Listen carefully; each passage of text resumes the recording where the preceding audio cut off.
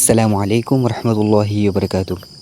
হালাল IT academy কর্তৃক আয়োজিত অ্যাডভান্স মোবাইল গ্রাফিক্স ডিজাইন কোর্সের 15তম ক্লাসে আপনাকে স্বাগতম। আজকের ক্লাস থেকে আমরা জানতে পারবো কীভাবে আমরা মাদ্রাসার কাম ডিজাইনগুলো করব, বিভিন্ন কাম ডিজাইনগুলো করব। তো কাম ডিজাইনগুলো করার ক্ষেত্রে আপনার একটা বিষয় ফলো করতে হবে, সেটা হচ্ছে কাম ডিজাইন যে আপনি কিসের জন্য করবেন সেটার জন্য আপনার সাইজ নিতে হবে। আপনি কাম ডিজাইনটা করবেন কীভাবে, এটা কি কত ইঞ্চি বাই কত ইঞ্চি আসবে, কত ইঞ্চি বাই কত ইঞ্চি প্রিন্ট হবে সেটা আপনার খেয়াল করতে হবে। আর অবশ্যই কাম ডিজাইনগুলো অনেক বেশি মার্কেটিং হয়। তো আমরা এটা করার জন্য সর্বপ্রথম এখান থেকে ইমেজ সাইজটা নিলাম, আমি 3000 বাই 1150 নিলাম পিক্সেল। তো এটা নেওয়ার পর আমরা ওকে করে দিলাম।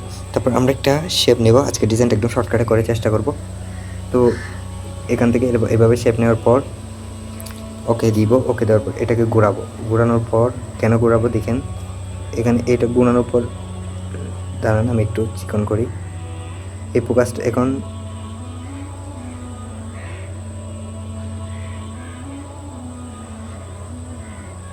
তো এরপর এভাবে এটাকে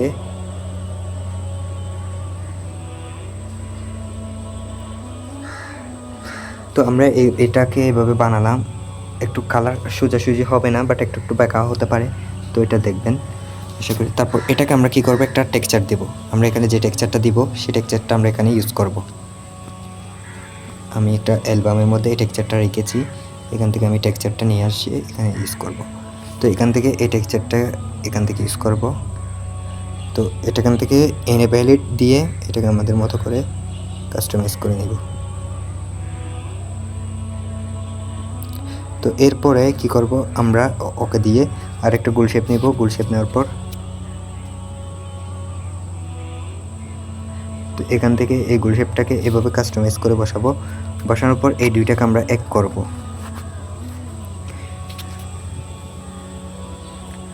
দুইটাকে এক করার পর দেখেন এখান থেকে ইরিজে যাব, ইরিজ করে এখান থেকে ইরিজ করে ফেলব।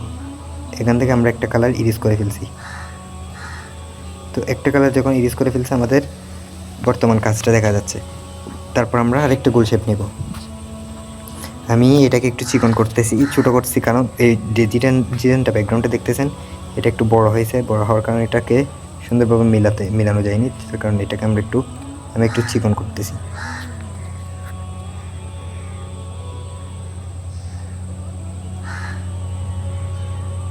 তো এরপরে এটাকে আমরা আরেকটু কাস্টমাইজ করবো এখান থেকে। তারপরে আমরা এখান থেকে টেক্সচার দেব, সেম টেক্সচারটা যে টেক্সচারটা আমি এখানে ইউজ করছি সেই টেক্সচারটা আমি সেমভাবে এখানেও ব্যবহার করব।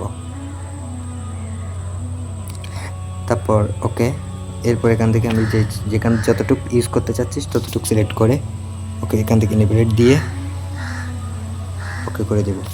তারপর আমরা যদি আমাদের এগুলোকে রাখি উপরে, তো আমরা আরেকটা কাজ করতে পারি, আমাদের সুবিধার জন্য একটা শেপ নিতে।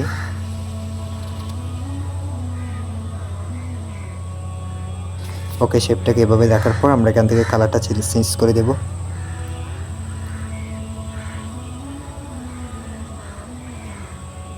তো শেপটাকে আমরা এগুলোর নিচে নিয়ে যাই, দেখেন আমাদের বর্তমান ওয়ার্ক প্লেসটা কেমন হচ্ছে। তো আমরা এটাকে আমি আরেকটা কপি করব, এরপর এটাকে তারপর আমরা কি করব, এই দুইটাকে এক করব। দুইটাকে এক করার পর আমরা এখান থেকে কপি অপশন থেকে এই দুইটা আরেকটা কপি করে এই কালার ক্রপ থেকে এভাবে এরকম করে দেব। তারপর উপরের পার্টে নিয়ে যাওয়ার পর এটাকে সেমভাবে এখানে বসাই দিব, দুইটাকে লক করে দিব। তারপর এটাকে যদি আমরা অফ করে রাখি তাহলে দেখতে পাচ্ছেন আমাদের কাজটা দেখা যাচ্ছে। সো এরপর আমরা আরেকটা শেপ নেব।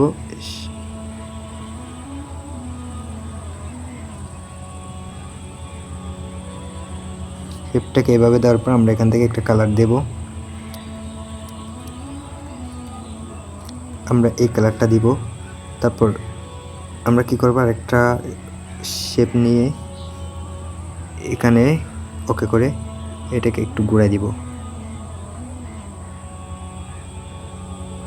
ওকে, তারপর এই দুইটাকে আমরা এক করব।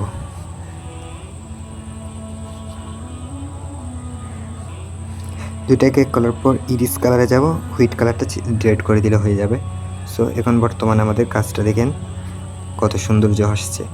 এরপরে যদি আমরা দেখি এখানে আমরা মোহতারাম লিখব,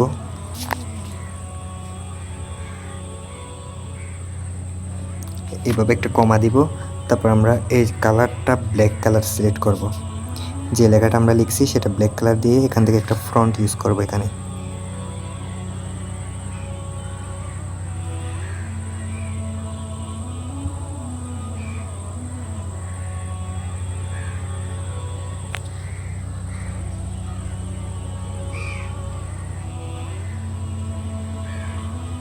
ওকে, তারপর আমরা এটাকে লক করে দিয়ে তারপর আবার আমরা টেক্সট অপশনে চলে যাব। টেক্সট অপশনে যাওয়ার পর এভাবে এখান থেকে এরকম এগুলো নিব, এরকম অনেকগুলো বসাবো। প্লাস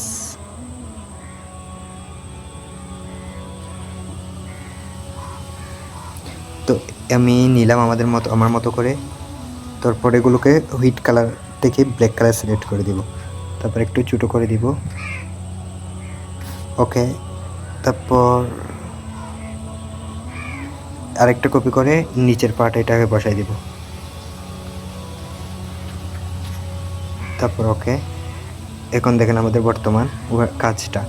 এরপর আমরা কি করব, এখানে একটা লোগো আনবো। আমি একটা লোগো আনতেছি মূলত দেখানোর জন্য।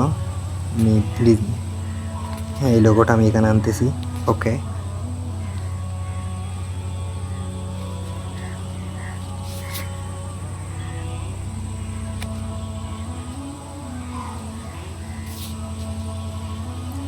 তো আমি এখানে লোগোটাকে এভাবে কাস্টমাইজ করে বসাবো।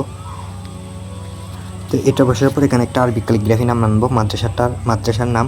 যেমন আমার কাছে মাদ্রাসার নাম না থাকায় আমি একটা আরবি ক্যালিগ্রাফি নাম আনলাম, যেহেতু আমি এটা দেখানোর সত্ত্বে আপনারা যদি যে মাদ্রাসার নাম আরবি ক্যালিগ্রাফি করতে না জানলে এরকম অনেক ভিডিও আছে, এগুলো দেখতে পারেন, ইউটিউবের মধ্যে পেয়ে যাবেন।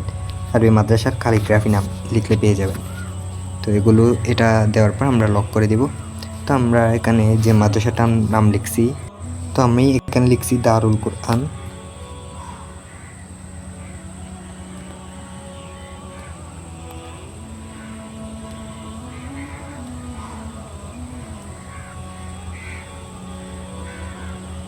তো এটা আমি আনার পর এখানে এটাতে ফ্রন্ট দেব হচ্ছে আদর্শ লিপি। আদর্শ লিপি ফ্রন্টটা দেওয়ার পর আমরা কালারটা চেঞ্জ করে দিই।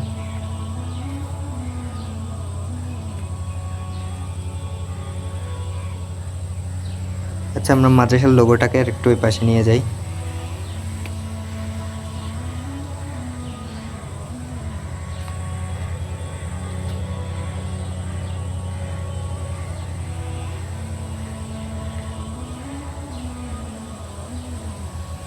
ওকে, এটাকে লক করে দিলাম। তারপর আমরা এটাকে আরেকটা কপি করে তারপর এখানে ঠিকানাটা লিখে দেব, রামু কক্সবাজার। ওকে, তারপর আমরা এটাকে এটা দিব। তারপর এটাকে একটু পজিশনের মাধ্যমে এখানে সাইজ মতো বসাই দিই।